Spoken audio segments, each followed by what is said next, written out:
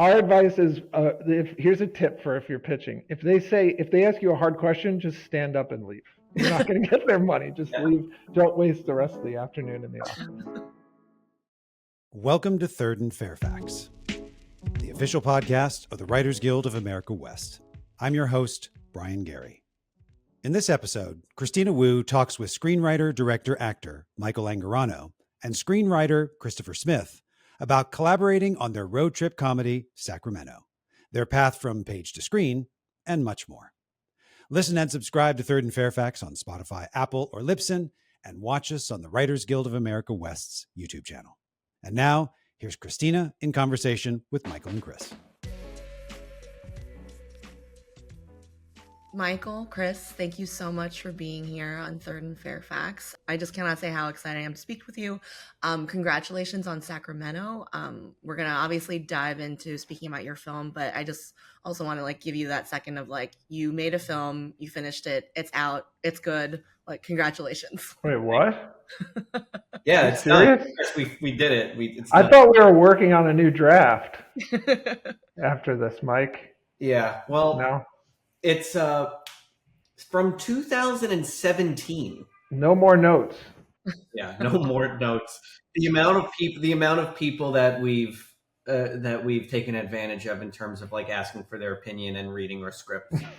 We've probably had I don't know. We probably asked people to read the script 12 times. There's been so many different drafts. Well, that's huge. I mean, I'll circle back to the sort of origin story of you both as actors and writers, but I want to dive into this. Do you have a process do you have I have tiers of people that I ask. So there's people who I can send a first draft to, and there's people who I would only send a 20th draft to. What is your process? Who are you going back to? Who did you only ask that one time? What was that process like? Yeah, that's a good question. It is a good question. I think for us, for this movie, Mike, we wrote a draft, read it, didn't share it with anybody, wrote another draft, read it, didn't share it with anybody. I think we went through multiple rounds where we just kept wanting to change it before we even shared it, right? It was because we knew it was not there yet. Because when we first conceptualized it, had this conceit and just started writing it, it was very, very loose and without story.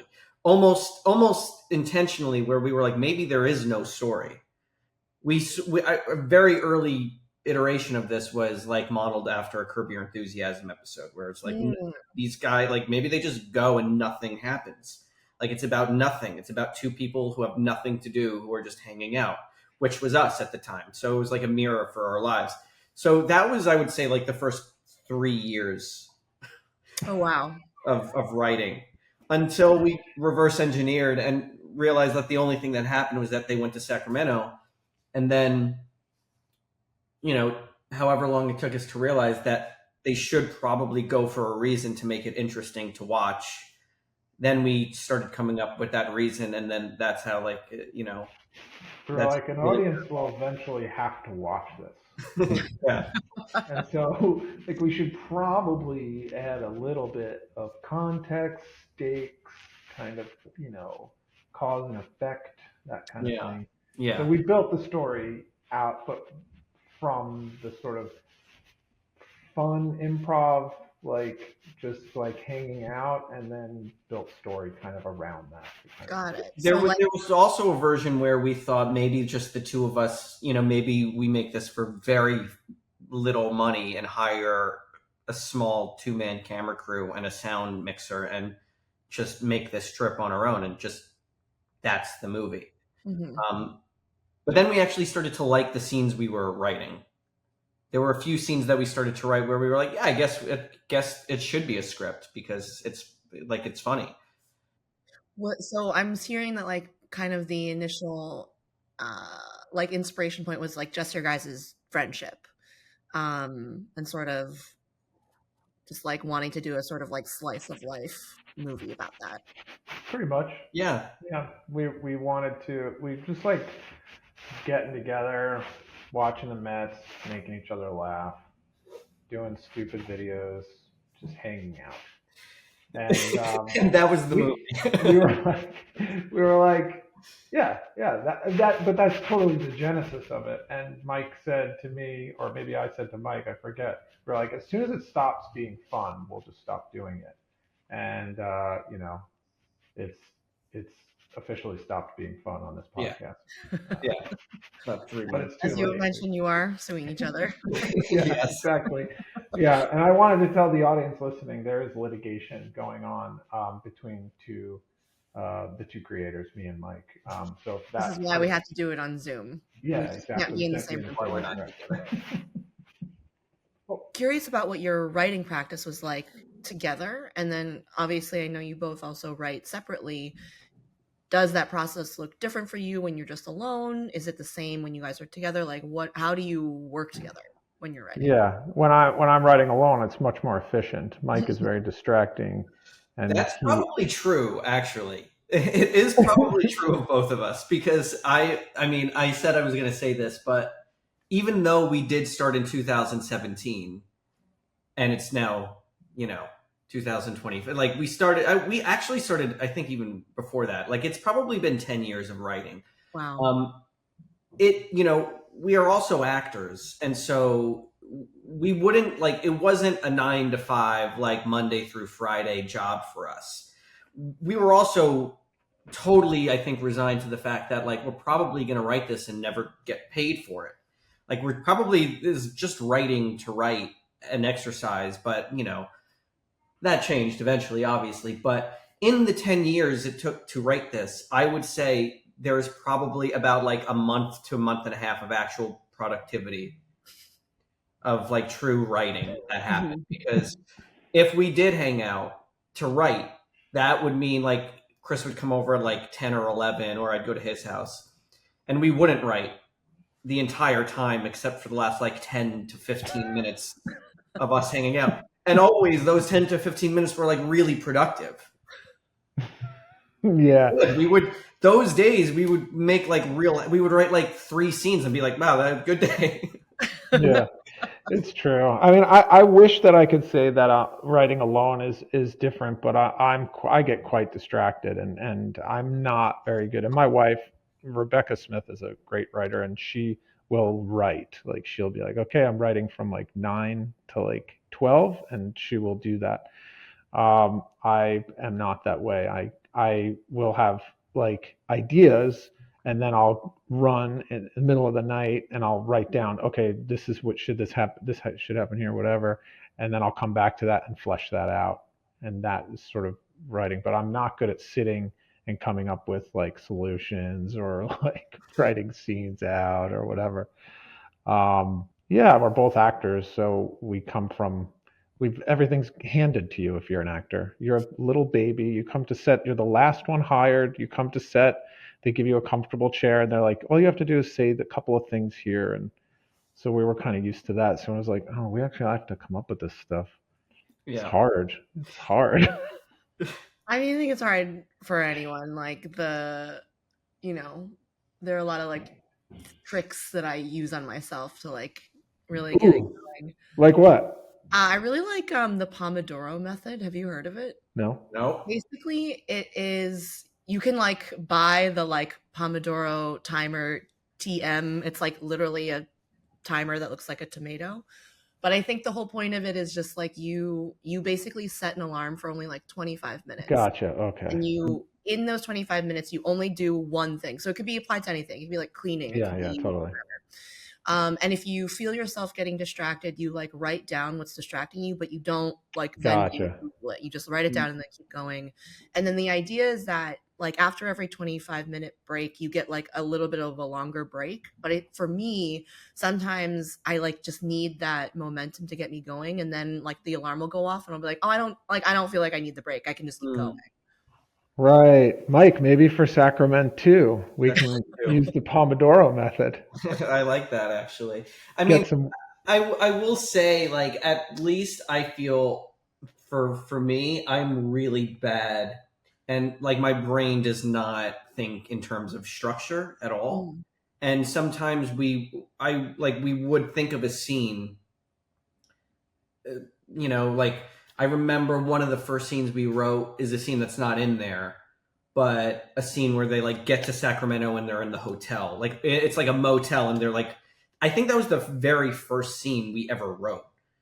And so sometimes like we just think of like, oh, a scene, like, yeah, they should go there. And at one, we would talk it out and then like, okay, that's a scene. And we would write that scene and we would kind of have that. So we did not like outline concept, traditionally at all. It was very much like building around the things that we knew, at least like we could see being in there. And like, a lot of that stuff was like it'd be like a funny bit. We thought it was. It'd be like, oh, it's funny if like one of the guys like is like looking for his razor or something. We'll come up with some like thing that they can joke around with, and then it'll be like, all right, later on down the line when we're rereading the script, be like, all right, this doesn't make any sense. It's a drag. It's like doesn't help the story, so we got to pull it back. But yeah, we have like the graveyard of funny scenes that Sacramento was built on is like we must have Mike like 150. No, we definitely have like an entire draft worth of like scenes of discarded scenes that we thought of, sequences and scenes like that we really liked for a long time. Yeah, that aren't in there. But so then, at what point in this sort of like kind of collage writing process did you feel like you're like, okay, we actually have a draft that we can like show people, feel good about it? Was there like an inflection point, or were you just sort of like, we gotta cut the shit and just like get this made? No, there was a moment I feel like when it was a few years into it when we had, not the draft that was eventually made, but a pretty workable, usable, like, realistic looking draft. Where we were happy, and then like we started to look for financing and send actors to attach to. That was like 5 years ago or something like that. And we had a reading at UTA when we felt like we had that draft, right, Mike? Yeah, we did. Yeah. We had like a reading where we had like a notes reading where we asked actor friends to come and read some parts, and then we asked and Chris and I read the 2 parts, and then we asked a bunch of writer friends and producer friends, and we got a lot of good insight from that. That was really helpful. Like 20, 30 people to come sit in a room and have us read through it, and that was really helpful. I was going to say, did any big changes come out of that, or did you just sort of feel like you were sort of just tightening, punching up, shortening? I also like really appreciate a like less than 90-minute independent feature. Yeah. I mean, it was never, I think maybe the script was like 91 minutes or this 91 pages or 92 pages. Like it was never going to be a full on like plus 90-minute movie. I think the first cut, the assembly, not even the first cut, the assembly was like 98 minutes. Oh, wow. That's 99 minutes. But, even from that, I think we went down to, 94 minutes. Like it felt like in a movie that's short, 15, 16 minutes is like a lifetime. Sure. It really felt like it too. But I would say, what would you like after that reading? What do you think? Yeah, after that reading, I mean, it changed pretty significantly, particularly Act 3 and Glenn. I think the Glenn character needed to be in a better. I think we needed that to emerge more. This was more. I think that draft was more of a Ricky story. We spent more time with him. I think Rosie emerged more after that reading. Character depth from especially Glenn and Rosie's character, I think, really emerged after that draft. Yeah, and also I would say once Sarah came on, like we realized he also, I don't think I'm divulging anything, but like he kind of came on in good faith to allow us to go find money, but he was also very upfront and honest with me and said like, in this, if I still think it needs work, but I'm kind of signing on in good faith so you can go forth and like, get money for this. But Chris and I, once that started, we were like, okay, so we need to like bring it over the hump, so to speak. And like Chris is saying, that really changed, I think, when Glenn became our main focus, and we almost wrote it from the perspective Oh wow. of Glenn, as opposed to, it was always like a Ricky centric story from beginning to end. And even in like the way he idolizes Glenn and looks up to Glenn, I think we were only writing Glenn from the Ricky perspective. And then once we Right. realized, like, Glenn, like, what if Glenn isn't the guy who Ricky thinks he is? Right. That sort of like opened up the floodgates for us. I'm realizing, because we just dove right into our conversation, I'm not sure when people are going to listen to this podcast, like if it's going to be coming out before the film comes out or after. But if you guys, do you guys just want to like quickly tell us what Sacramento is about, and then I guess from there, it would be interesting to hear, for me at least, what you guys had for the Ricky and Glenn characters initially, and then what it grew to, because my understanding is like, like the fatherhood aspect is like a huge part of the story that it Right. sounds like maybe wasn't a part of it in the beginning. Right. It wasn't. Um, To answer that first, that it definitely wasn't. The no. fatherhood aspect, the whole theme of like of like Glenn becoming a dad, Ricky having issues with his dad, that stuff was not in there initially. Mm-hmm. That was like the cherry on top for us in the last couple of years of like developing it and writing it.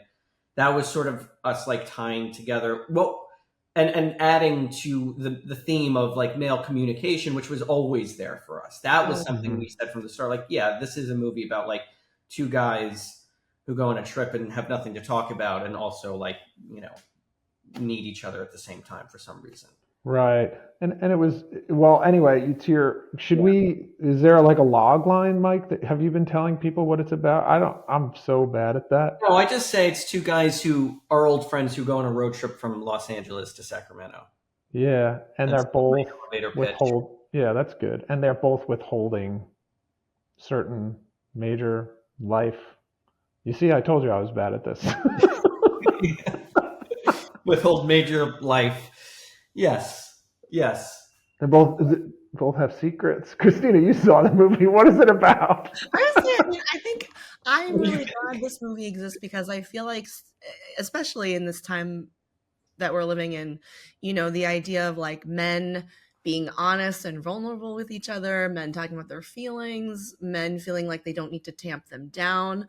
I don't know. I think that's kind of huge. And like the movie is not necessarily, it doesn't like, it's not like an after school special. It isn't like a prescriptive or anything, but I think it's showing a different side of like male friendship. And especially, I think I'm really interested in process. And so like when I hear that you basically started writing this movie 10 years ago, where we all were in such different places in our lives 10 years ago, and now to consider, fatherhood, aging, our parents, how our friendships evolve as we get older. Like these are all like things that, this is all the stuff that like I'm talking to my friends about. It's like the only thing we're talking about. So I don't know. It's pretty timely, I think. Yeah, I feel like at least thematically and definitely narratively, like we hit it on the nose a bit in terms of like how Glenn and Ricky not only relate to each other, but how they relate to the world around them, and like where exactly they find themselves in. And I feel like what we eventually found was like the influence of their fathers and like what their idea of what it is to be a man and their responsibilities and accountability, like that was always kind of baked in there somewhere for us, where at least for Ricky, like he's thinking he's a pretty evolved guy, emotionally anyway, and same with, which is the character that you play. Yes, I play the character Ricky. Michael Cera plays Glenn. Kristen Stewart plays Rosie, who's Glenn's wife, and Maya Erskine plays Tally. And so, Ricky in the beginning of the film is a little bit of this, I guess, lost soul, free spirit, 30-something-year-old guy who's stuck in arrested development, so to speak. And he gets kicked out of his therapy group, which is like a grief group. And they basically say, like, it might help to be around a friend. And so his friend Glenn is kind of on the opposite end of the spectrum as far as where they both are in their lives, and Glenn's about to become a dad, and he's married, and he's really starting his own family. And so Glenn wants nothing to do with Ricky when Ricky shows up, and then Ricky kind of convinces him to go on this road trip with him. Yeah. And I think, when like Mike said, when Michael Cera came on board and had these thoughts about Glenn, and then we kind of like took those and ran and developed this whole sort of emotional arc that was a bit more bit deeper, richer for Glenn. It was, for us, it was engaging and interesting in a way, because I think when we started writing, you could say we were both a little more like Ricky, right? Where you're a bit younger, you feel invincible, you feel like the laws of physics and life don't necessarily apply to you. And now I feel much closer to Glenn on the other side of this production, because I find myself worrying about everything and anything, and I think about things that I should be worrying about, and that's Glenn. And so it is interesting how that morphed over time. As we got older, we kind of took more of Glenn's side, sort of understood him a little bit better. And I'm not sure if we had set out to write that movie when we started writing it, if we would have been able to fully realize Glenn. Like, we needed that time. Mm-hmm. I mean, especially once we were in production, over the course of the time it took for us to write this, I got married, started my own family, had a child.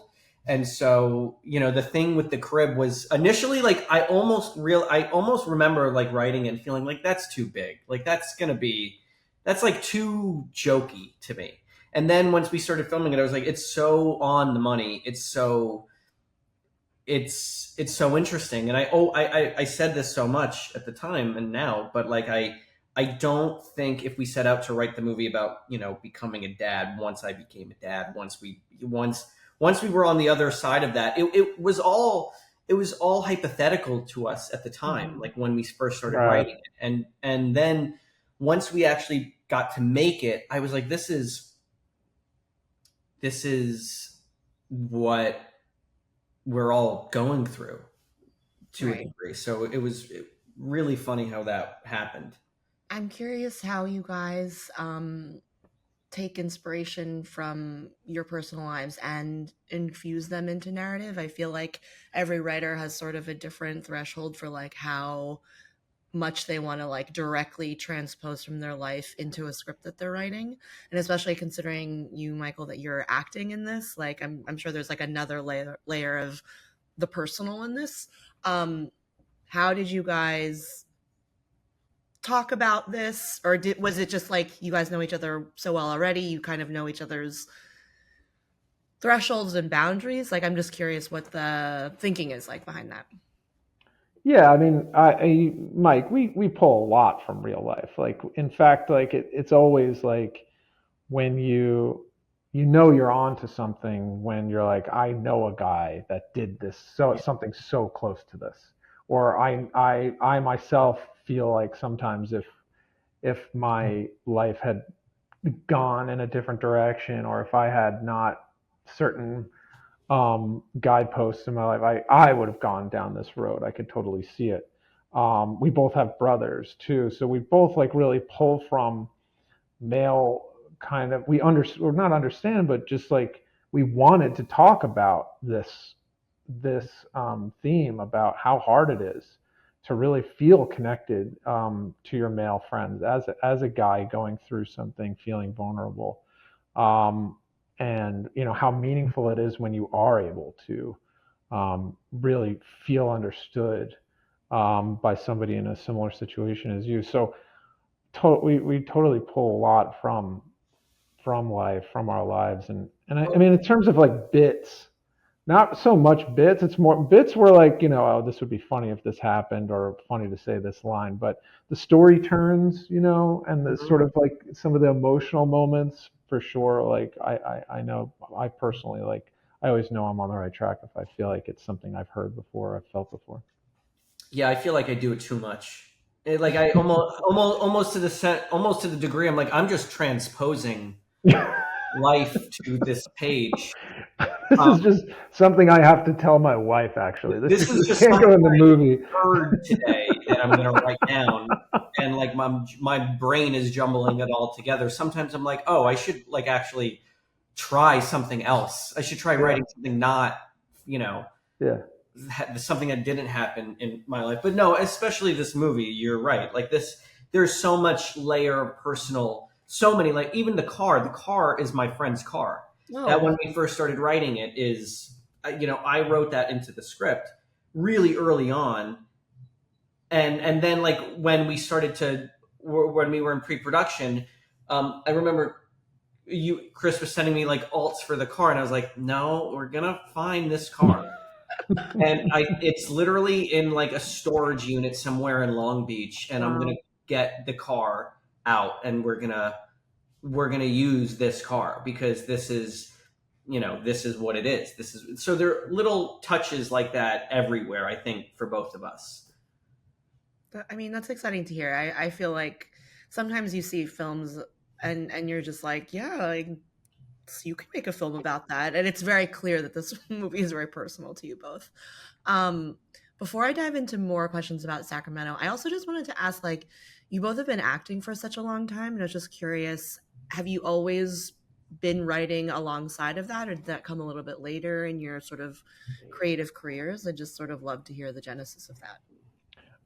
Yeah, I've been writing since when I got out of school. I said there was two tracks. You could either go and do theater in New York, and you would have to pay for the rights to plays. You'd have to pay for insurance. You'd have to rent out the space. Or you can go and do comedy at a comedy club. They pay for all of that stuff. All you have to do is write your material. So I did that for, I don't know, 10 years with a comedy group called Harvard Sailing Team, which we were not associated with Harvard, and we actually received a cease and desist order from the Harvard Sailing Team at one point, which was awesome. But no, so I've always been writing as a tool to act, right? And I love writing. I love it. Now as I've gotten older, it's become more meaningful to me. And what about you, Mike? You always wrote, and you already have a film under your belt. This is like old hat for you. No, I think I have, and because I've started acting when I was so young. I was 5 years old. So whenever I started writing, I always wrote in script form. Like I wasn't writing poetry. I wasn't writing stories. I was always writing screenplays in my brain. And I think I wrote one when I was like 14 or 15 years old, and like printed it out and made notes, and like also wrote it in like 72 hours. And, I've always written like that. And similarly to Chris, I always wrote especially when I got older, to create opportunities for myself as an actor. Like I think that's partly why I feel like it gets personal, because in a way it's like, okay, what do I want to do? What am I trying to do? And like that, that changes over time, but it's also just, I'm not like trying to like sit down and write a fictional tale. I wish I could. I'm really just writing cathartically and like as an outlet, like basically as a journal entry, so to speak, Mm-hmm. So yeah, I think pretty early. Were you always conceiving Ricky for you to play him, or did that come sort of later in the process? No, I mean, I think we were both writing it for ourselves and for our voices. And also we both were like, if and when it comes to it, like we have, like, I remember one time we were like, there's a version of this movie that's like a $25 million studio film in which like we have no control over how this is made. And we just wrote it and produced it. And that was very much a reality where we were like, yeah, we always kind of wrote it in each other's voices, I think. And so it was always something but then as it gets realer and realer, you're like, okay, there's a possibility can't happen. And like, or, it was sort of like, it was the intention, but it was always something I think we were both open to being like, but let's, whatever it is, whatever gets it made, we'll, try and see it through. Right. This dovetails with kind of a really big topic that I think every writer is constantly thinking about, and it's like not actually writing, which is pitching, or it's a different kind of writing. And I would imagine already being actors, the act of pitching for you guys is like probably slightly less scary. When it's just someone like me who like doesn't want to be perceived, and it's just like, You would think that. But I guess I'm really curious in is my assumption correct that you made this film independently and then sold it to a distributor? So I feel like getting an independent film made is even sort of like more of an opaque process than like selling a show or like making a studio film. And I'm just curious like what your pitching process was like for Sacramento. Like, did you just like already know that you wanted to work with a certain producer, a certain financier, or like did you have to pitch? Like, what was the process like for you guys? We didn't really have to pitch the movie, did we, Mike? Yeah, we definitely did. Oh, well, maybe I blocked that out. No, you definitely have. I think because again, it was a less concentrated period of time. Like there were moments. How about actually? Oh, that's true. Interestingly enough, we never pitched to the distributor, or not the distributor, to the financier, Beehive. We never pitched to them. That wasn't part of, that also, we initially pitched like 5 years ago. Once we had Mike, once we had Maya, we had a package, we had a script, we had a lookbook, which making a lookbook, I was like, God, I hate these. It's just like, whatever it was just like, who cares? Who reads it? I don't know. That's a really bad, it was just bad advice. We went on like a string of pitches very early on. And nothing like so stressful, but I would say like maybe, 5 to 8 meetings where we like walked into a room and like talked about the movie with people who were independent financiers and distributors and, had some interest. And then COVID happened. This was pre-COVID. And then COVID happened, and I remember mid 2019, like mid 2020, mid pandemic. Remember that's when like a year after our last meeting, somebody called us and was like, "All right, we'd make the movie." And so we oddly in the middle of COVID, before like even it felt like productions were up and running again, we had a financier who was willing to make the movie with us in Georgia.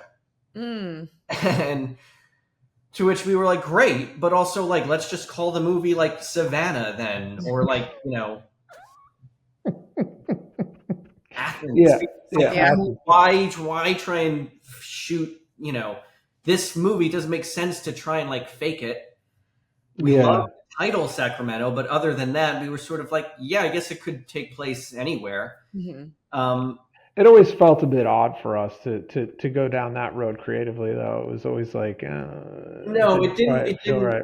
It didn't feel right, and so it was not. Did we really consider that for a hot second? Maybe not that. Oh, you were ready to go, huh? Doing it. I mean, oh, wow. The reason we didn't do it was because Michael Cera had a baby. Oh, wow. And so we pushed, and then we lost the financing. And that happened another time, one more time. And then so it was like the third time was a charm. But by the time we found Beehive, or they found us really, we hadn't like pitched the film in like 4 years. Wow.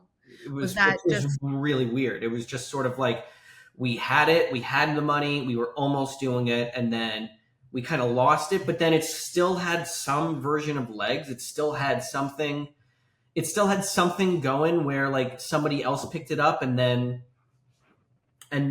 there was suddenly like we suddenly had some interest. It all happened like totally out of our control, totally unintentional, but like miraculously, like we found. I think it was also once like Mike and Maya were attached. Like we had a budget. We just needed like a yes. We just needed somebody to give us Right. the okay to go. You know. And was that you guys like in the driver's seat with like, did you already have a producer? Was this your reps just sort of pushing this out, or I don't know, because sometimes Yeah. it's such a weird thing. Like, you know, this is a industry based on like, oh, I know someone who knows someone, and sometimes you're like, I actually don't even remember like how we met. Yeah. No, I mean Beehive. I think it was Ross Putnam who actually who's producer on the film, but who worked at Verve, who I had done a film with called In a Relationship. It was like all sort of somebody who we knew, like the filmmakers knew, but like this was all done through UTA independent financing. Okay.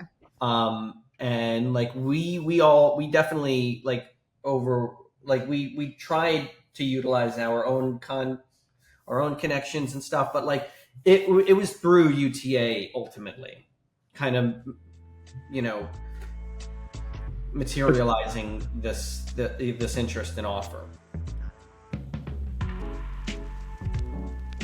Attention Writers Guild members. Get paid faster with direct deposit for residuals.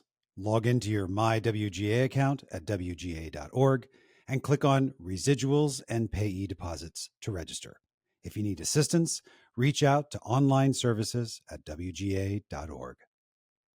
If you're enjoying this episode of Third and Fairfax, the official podcast of the Writers Guild of America West, hit that like button, click subscribe, and hit the notification bell so you never miss an episode.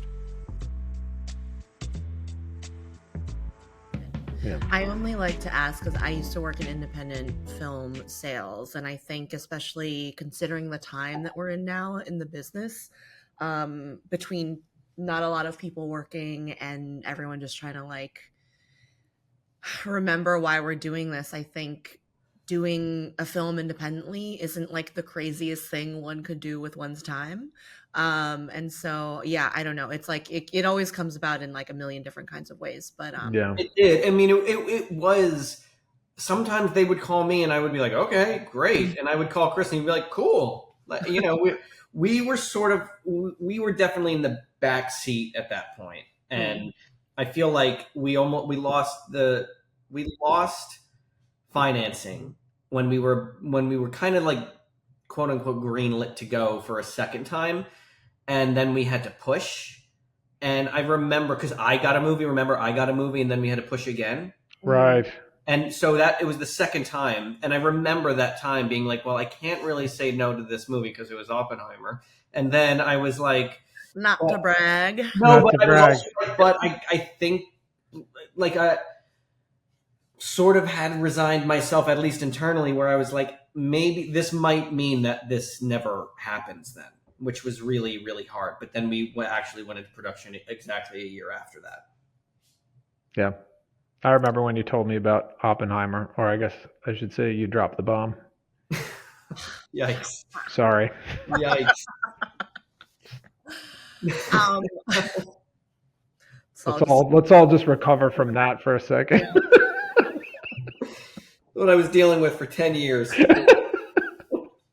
Well, I mean, I feel like I'm like totally jumping around with all of my questions, but it's No, like, that's because we're great. We're do you very guys have another project lined up that you want to do together, or like, are you going to write something else together, or like what? Mike's avoiding my text messages. I'm trying to get to work. The lawsuit. Yeah, right. Yeah, the lawsuit is in the way. It makes things complicated. No, but Mike's like he's got 2 kids, and I'm like, you should be a bad dad and a good writing partner, and he's like, no, and no, but we want to do something together. But no, we definitely want to do something together, and this is that is true though, because in the last year we've had a second child. And I was also working as an actor. And so it's like, it is in that situation where you're like, and it's that reckoning of like, it's great I want to generate stuff and write, and Chris has an idea that I really like we, we work well together. I think it is daunting thinking of like, I guess by the time we're 48 years old, that's when like our second screenplay might Well, be. we need the Pomodoro method. We need to actually get to work. But I no, do we want. haven't written anything yet. No, not together. But I wrote something for Michael that I sent him recently. He's gave me a few notes like like, okay, kid, Sharpen up that third act. sharpen up the third act. But yeah, we like hanging out, and doing movies is a great way to hang out. Yeah. Totally. Yeah. Well, I had a question about what it was like on set for you guys. Like, was there sort of a lot of rewriting on set and like alt pitching, or did you just like stick to the scripts? I imagine, especially on an indie budget, it's like we don't have a lot of room to sort of play around. We were schedule dependent. There was a few, like we had 4, including Michael, writer, director, actors, if you think about it, right? Yeah. So Sarah, Mike, Maya, and Kristen, and all of them are creatives. They're multi hyphenates. They know what they're doing. So I was just like sitting back watching the magic unfold. It was awesome. They had endless ideas. Maya had endless like great ideas, and so I kind of just, for me, and Mike was the director, so you had a different experience, but for me, I didn't really feel like I needed to. I was just like kind of staying out of the way. Well, it was yes and no to that, because like I think what you really lack on a lot of things, even a movie that was this low of a budget, was like that idea of collaboration. And I feel like one of the things that Chris and I always said, even when we hired Mike and Maya and Kristen, it's like whoever we hire, they're going to bring something that is going to make what we wrote better. And so it's sort of like best idea wins always. And so that was always in effect. But what also really helped was like, especially because I was, running around like a lunatic so much of the time. And I feel like it was, when people did have a question, when Mike or Maya had a question, Chris was somebody who was there and able to make it happen and like talk to them and answer them. And it was really not only helpful, but it was an extension of the creative process. I feel like even though we weren't like rewriting, it was as if we never really stopped, if that makes sense. Like we weren't turning out pages or doing alt lines or anything like that. It wasn't like a Judd Apatow style thing, but we were at least collaborating with the actors in the sense of, in a similar sense of what we did when we wrote it, Yeah, no, that sounds really lovely. And I also imagine, having been on so many other sets and so many other different kinds of sets being run by all different kinds of people, I'm just curious if there was anything from other work experiences that you brought onto set with you, or if there was anything that that you didn't want to bring onto set with you. Yeah, I mean, it was definitely something I was like to myself before we started shooting, because like Chris, like Chris said, I did direct another movie before, and it was really hard. Like it was a very difficult, challenging shoot where it was like 15 days in the middle of winter in New York, and like hair and makeup was in like a Dunkin' Donuts or in like a public restroom in Central Park. And in that sense, it was really fun, but I felt like I wasn't, ultimately the guilt I had in bringing like Nick Braun and Ari Grainer to set was like, I don't feel like I'm taking care of them. And that was like a big learning curve for me. So I was like, I'm like too used to being an actor, and I'm too used to people telling me what I'm doing. And I have to like make sure I'm taking care of people more, at least superficially. At least I have to like make it seem like I am, because I felt on that first thing I did that I could have done that better. And so walking into this, I was like, I at the very least want this to be a positive experience for the people who are working on it, because if it's not, then really like what am I doing and why am I doing it? Yeah. Like why write something for 10 years only to have 25 days of your life be hell? Like, at least let's have fun. Let's make it enjoyable. Let's make it positive. And so that was something I was, even if it's hard enough. Like, these things are not, it's not like, rocket science. It's hard, but it's hard. It's like, it's challenging. There are like limitations and restrictions you work with, and it's like really stressful, but it's also like, this is a dream. Let's make it. Let's make it happen, To be fair though, like you the only way you're going to learn those things is by doing them. I watched Avenues last night, and I worked on The Affair for 4 years, and when you write, it's all fun and games when you're writing in theory to yourself, like exterior night beach in the winter, and then you're shooting there and your crew hates you and the Right. town hates you and your actors kind of hate you, and you're like, oh right. And then to see Sacramento, it's like, oh, like Sacramento interior day, like that you kind of, you don't know until you do it, and you're like, oh right, I also don't want to be in the snow in New York outside at night for like this whole time. I remember too on Avenues, like I needed it, like I needed a scene, like I needed a last scene. I wrote the movie and it had like this very ambiguous sort of ending for like the least ambiguous movie possible. And I was like, I need an ending. And so I wrote that last scene, and I wrote it in like 5 minutes, where I was like, great. Like, he gets on the train and he gets off the train and they're on the platform and like fade out basically. And then I was like, I just wrote a train into the scene where he gets onto the train and then gets off the train, and I put like a camera move on a platform, on a train platform. And I was like, I just wrote the most complicated scene in all of production as the last scene. And I was like, I didn't realize I did that until we were shooting it. And I was like, oh, I should have just had this at like a taxi stand or something like that, like at a bus stop. But yeah, all sorts of things like that. Yeah. Is there a piece of advice that anyone gave you when you were starting to like really get seriously into screenwriting, that you sort of still listen to or remind yourself of? Yes. Rob Greenberg, who I'd worked with on a TV show, on a couple of shows, told me everything's going to change. And I carry that with me because, like, when you're sitting in front of the blank screen, you're like, okay, this is really important because I need to set up this thing, or I need for this thing to pay off, or I got to make sure my theme is still alive. And if I approach that writing with the idea that everything's going to change, and it will. That's the thing. Like, everything will change. Like, there's rounds of editing, endless amounts of editing, endless amounts of changes. And if you approach that, I think, I don't know. For me, it's freeing. It's freeing. And then the ideas coming from that freedom are always like fun and interesting and engaging.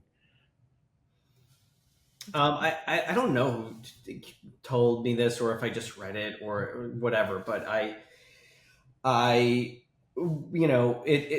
feels like the idea of like sitting to write something, if you're trying to like write a movie or a show or like, it just feels so daunting sometimes, to where you're like, oh, I want this, but it's such a long way from A to C. It's just like every day, in terms of like, just give it the time.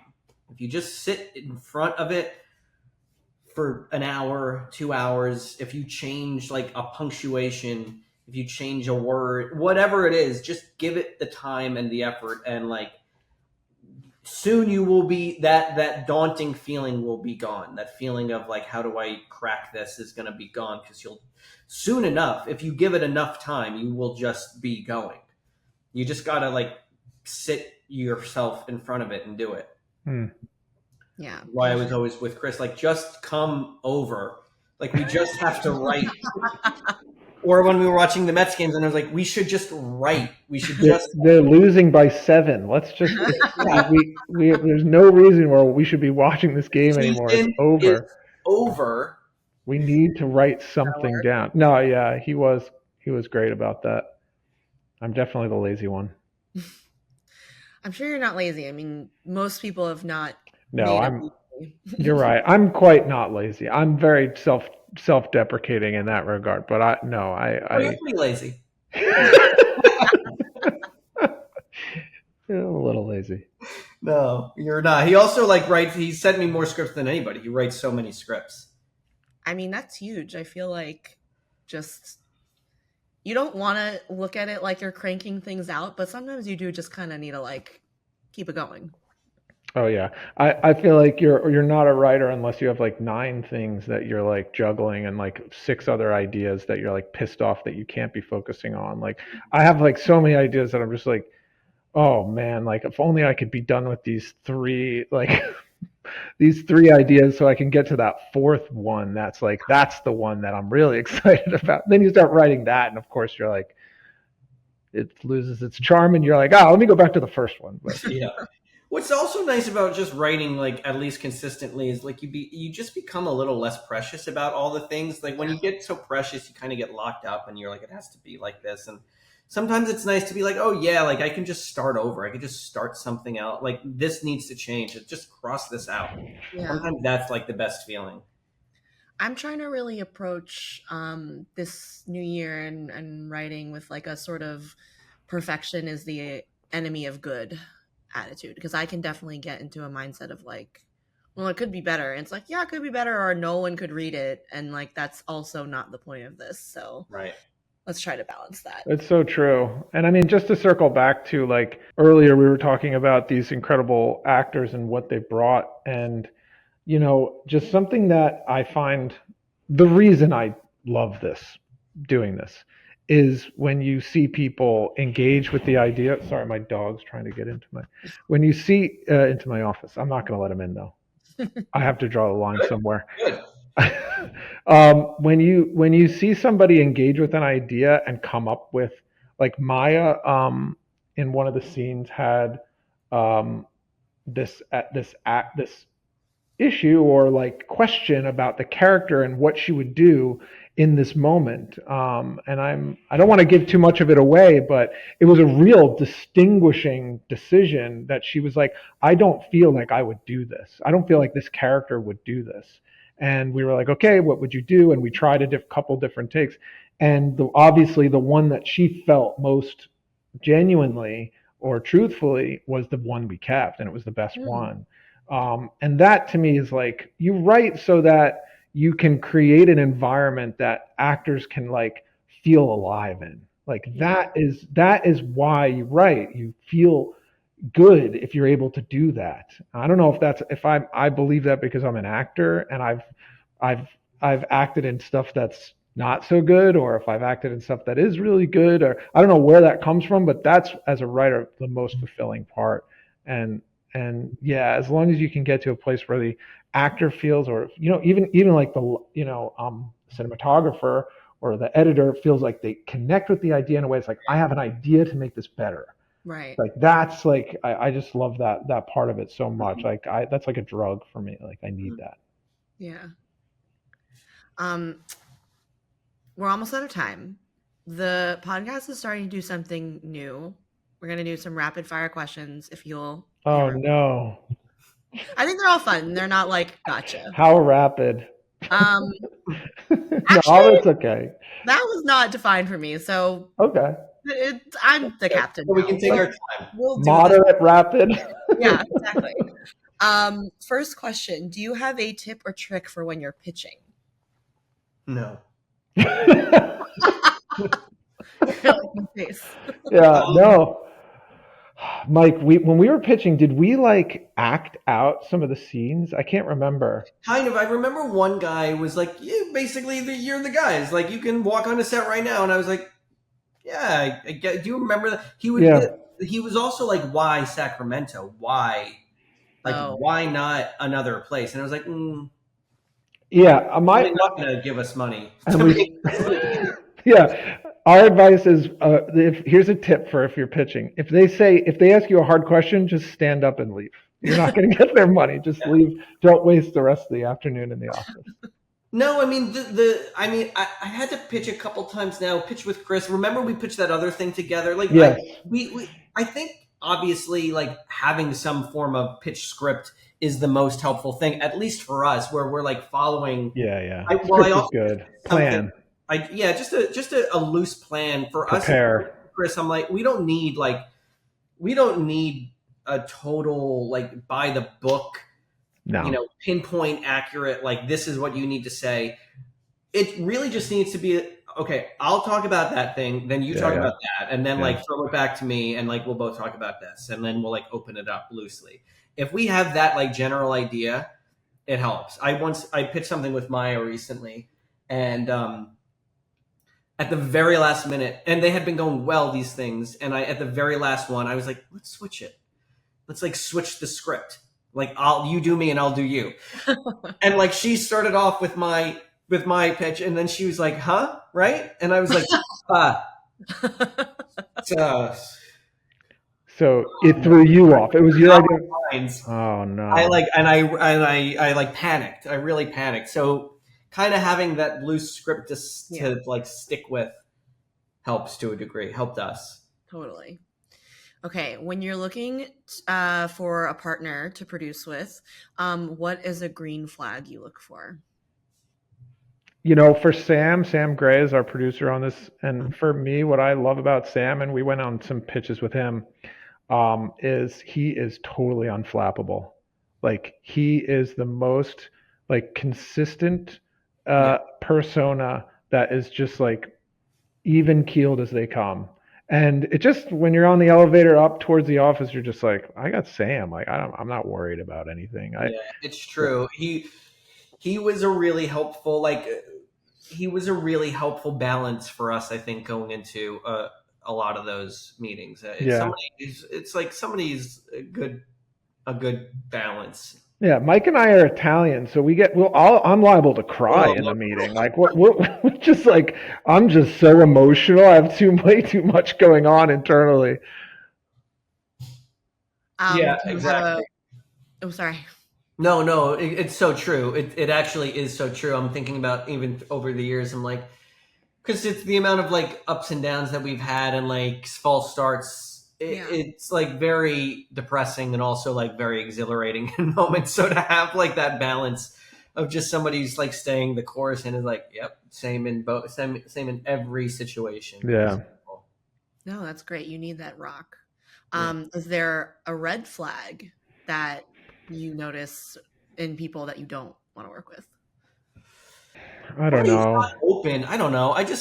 For me, it would be really hard to work with anybody in any regard who's just a little closed off and gets like easily defensive. I mean, we're all defensive we all have the ego, but like too much of it, it's just like, I can't see myself getting into bed with that person, so to speak. It's just like, just need somebody who can like roll with it a little bit. It's like, it's going to be hard enough. It's going to be a long trek. I agree with that. I also will say respect for time. If in the early phases of a relationship, or even if it's a meeting, if I feel like they're not respectful of like time, and not in just the sense of being like on time to meetings, but like in the sense of like if they are maybe letting whatever we're talking about kind of get away from them, and they're kind of dragging the meeting on. It's like just having that sense for like, okay, like let's just stay on point and stay to the task. I find to be more reassuring. And if somebody really doesn't have that, I'll be like, okay, I have a little difficulty trusting them. And as I'm saying this, I'm realizing how much I was a drag during all of our writing sessions. I'm just like, I'm literally thinking to myself, I'm like, God, I'm like pretty bad at that. Like the amount of times I probably canceled on Chris. We had equal disrespect for each other's time. So I think that is also what helps. If you don't have respect, equal amount of time. As long as it's equal. Yeah, as long as it's equal. Yeah. Like cancel each other out. Exactly. What is the most unexpected thing that you found inspiration in that you've incorporated into your writing? Wow. The most unexpected thing you found inspiration in? Yeah. Unexpected. Okay. Oh, geez, this is not good. I recently read Viktor Frankl, Man's Search for Meaning. And I mean, that's a heavy duty book, but I Yes. found it like truly inspiring in terms of how to approach work, life, find meaning. Um, that was very meaningful and very inspiring. And I'm only saying I was not expecting to be that inspired by it, but yeah, Mm. You never know. yeah. I don't know. I was going to say like sports or something like that. Baseball answer again? I was going to just say baseball. Like, When Francisco Lindor hits a home run, yeah, I man. just feel like I can take over the world. It's also a long slog, you know? They're in it. That's so true. It's a fucking long slog, and I really love like hearing, like I love listening to a game like in May or June, and it's like they got a long way to go, and like Gary, Keith, and Ron are in the booth, just like picking away and talking about it, and it's just something about that consistency to me. It's like, no, this is what it's about. Like you gotta just chip away, and like it's a long game, you know. Yeah, I agree. I have gotten back into tennis recently, and it is an extremely long game. And so I find that has Right. helped me in other parts of Yes, life. yes. What is the worst writing note you've ever received? Note. Feel free to name names. Oh, geez. Could you imagine? Well, the worst is obviously when you're not like looking for a note. That's true. But which allows you at least to the next chance that you get to be more specific about what it is you're looking for. It's also like, what are you looking for? Are you looking for because there have been several iterations of this script, which probably Max Goldblatt has probably read each and every one, by the way, who edited the film. He edited Avenues too. And so he's never really given a bad note, but it's just something like, it's like, what are you really looking for? Like we all know, like too many notes is not good. It's like when you get, everybody is going to want it to be what they see it as. So it's the most helpful notes are the people who are like trying to understand what it is that you're trying to do, not what it is that they see it as. Like, and that's even with cuts of the film too. It's like so many people want to look at it like what they see it as versus like what you have to work with, what you're trying to do. So as opposed to like a bad note, I'm just trying to, I don't have I can't think of a bad, I wish I could, but I can't think of a bad note. One time a teacher of mine in acting school told me I needed to cut my hair after I performed a scene. She was like, you need a haircut. And that sucked. That was like a weird acting note to get. But the other thing I'll say is like for writing, I hate when people start their sentence with, I just feel like. You know what I mean? Or there's like, I just feel like, and you're just like, what, you know what? Just don't just feel. Okay. It's just like, if you're going to say something like, be like, here's the problem. The problem is this. I don't know. But I get. No, that's a good point. I probably don't like that either. Okay, last question. What's the one script you wish you had written? A Real Pain. Have you seen A Real Pain, Mike? Yeah, I think it's great actually. Yeah. It's really good. I haven't seen it. I think I'm afraid that it's the exact movie that we wrote. No, well, can I tell you something honestly? Because I've known Jesse for a while, and I texted him after I saw it, and he's like, "Oh, I heard your movie's great too. How similar are our movies?" It's like, similar and not similar. No, It's a good question. You do a good Jesse Eisenberg, by the way. That was pretty funny. That's nothing. Mike's a really good impressionist, actually. Do more. He can do Joe Pesci speaking threateningly to Robert De Niro in Casino. Hell yeah. Script I wish I wrote. Give me a second. I'm going to come up with a good one here. I'm sure so many people say great movies from the past. I'm trying to think. I mean, here's like, let me help you.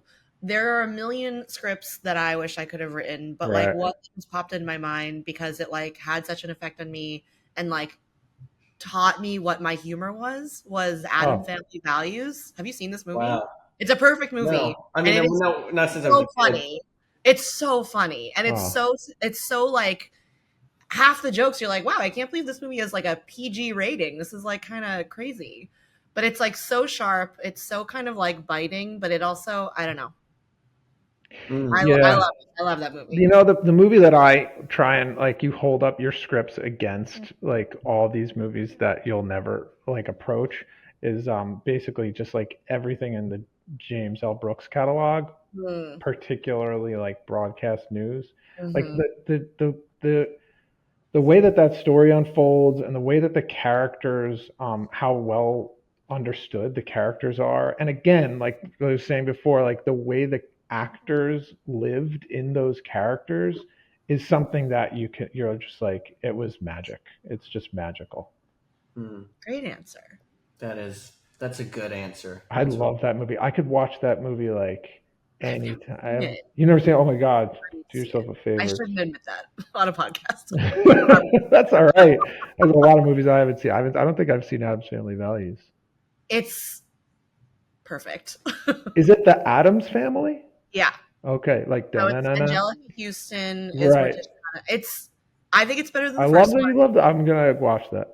It's so funny. I'm just gonna say one that I feel like is so deeply influential on me in the kind of movies that I want to make, and it's Before Sunrise. Like when I watch that movie, I'm like, yeah, that's like, I think I'll try and make a version of that movie for all my life.